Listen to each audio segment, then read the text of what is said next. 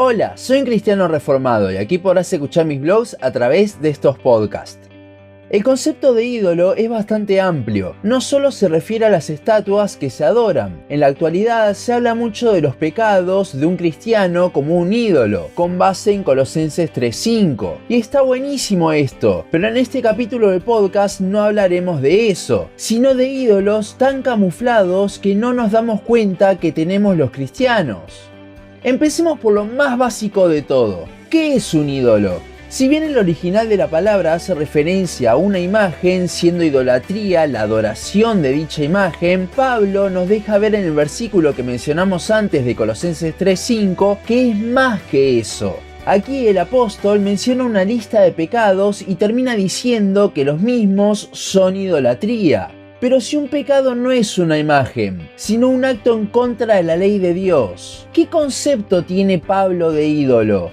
Bueno, esto no es nada nuevo, es una definición muy recurrente que se da en teología en base a este enigma que dice que cada cosa que ponemos antes que a Dios es un ídolo. Pensemos un poco, hemos sido creados para adorar y dar gloria a Dios. En el momento en que dejamos una oportunidad para reflejar eso por otra cosa, esa cosa se hizo más importante que Dios mismo, por lo cual la estamos amando más que a nuestro Señor. Quizás parece muy extremista, pero si amásemos más a Dios, simplemente no haríamos esas cosas. Aquí igualmente hay un problema, porque si solo esto fuese idolatría, entonces seríamos todos 100% idólatras. Porque si amásemos a Dios más que a nada de forma constante, simplemente no pecaríamos.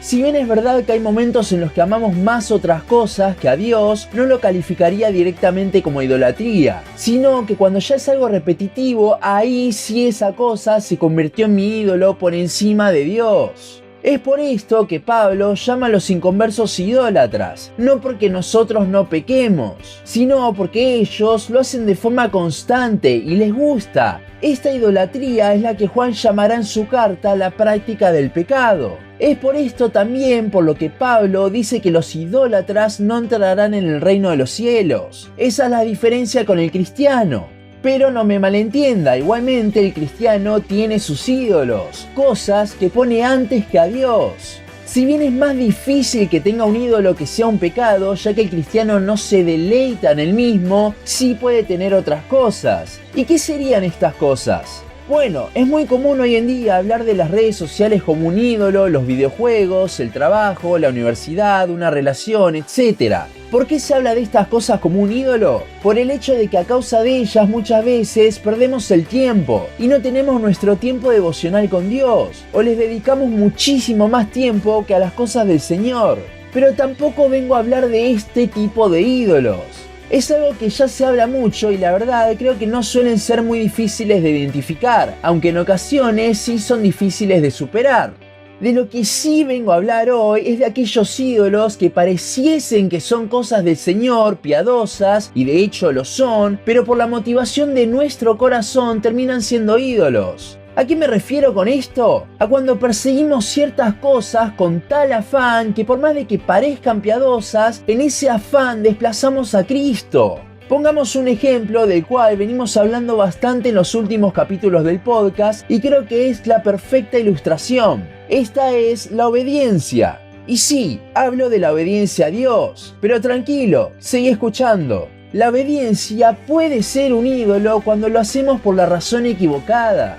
Cuando obedecemos porque amamos a Dios y entonces queremos glorificarle con nuestras vidas, está perfecto, buenísimo. Nuestra obediencia viene porque Cristo es nuestra prioridad número 1. Ahora, la obediencia pasa a ser un ídolo cuando desplazamos a Cristo de la ecuación. Cuando no obedecemos por amor a Él y lo hacemos simplemente porque la Biblia nos dice qué es lo que tenemos que hacer, lo estamos desplazando, porque mi objetivo ya no es más agradarle, sino una búsqueda por cumplir con lo que la Biblia dice, de sentirme realizado con eso.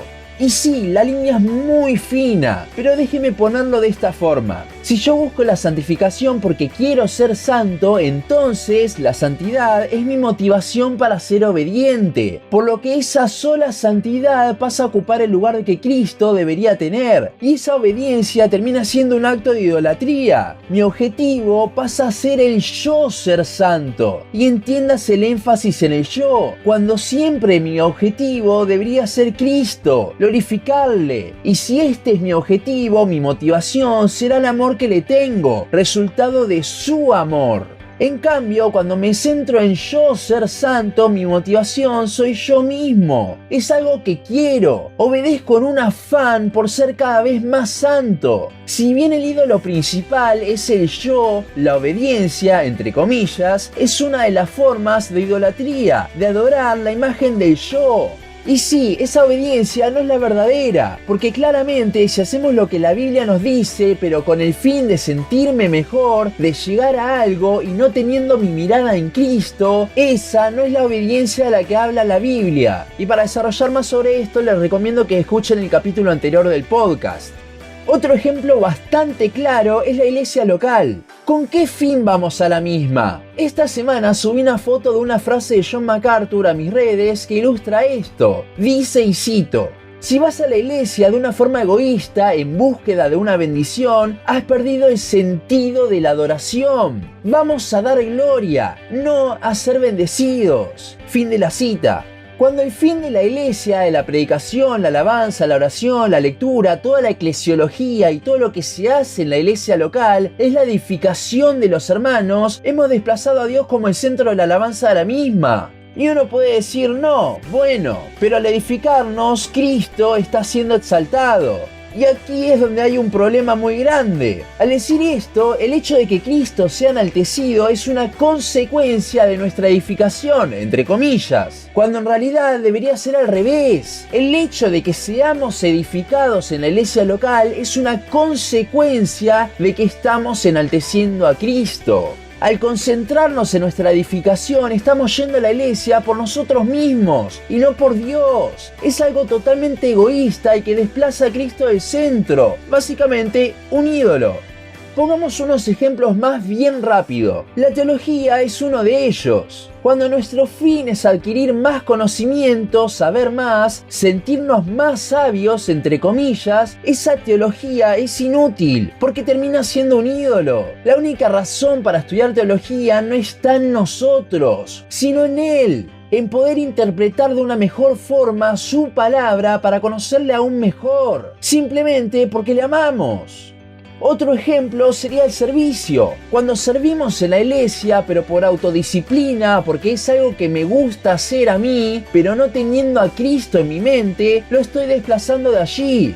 El evangelismo, el discipulado también. ¿Cuál es mi objetivo al hacerlo? Y no hablo de enaltecerme yo al decir, oh, miren a cuántos prediqué o a cuántos estoy discipulando. No, pero sí estoy hablando del sentimiento que tenemos al hacerlos, de decir que estamos cumpliendo con la gran comisión. Mi objetivo no debe ser cumplir con eso. Si es así, mi fin es sentirme yo bien al hacerlo, lo cual desplaza a Cristo de la ecuación, de mi motivación. Mi motivación es que amo a Cristo de tal forma que lo quiero ver reflejado en otros.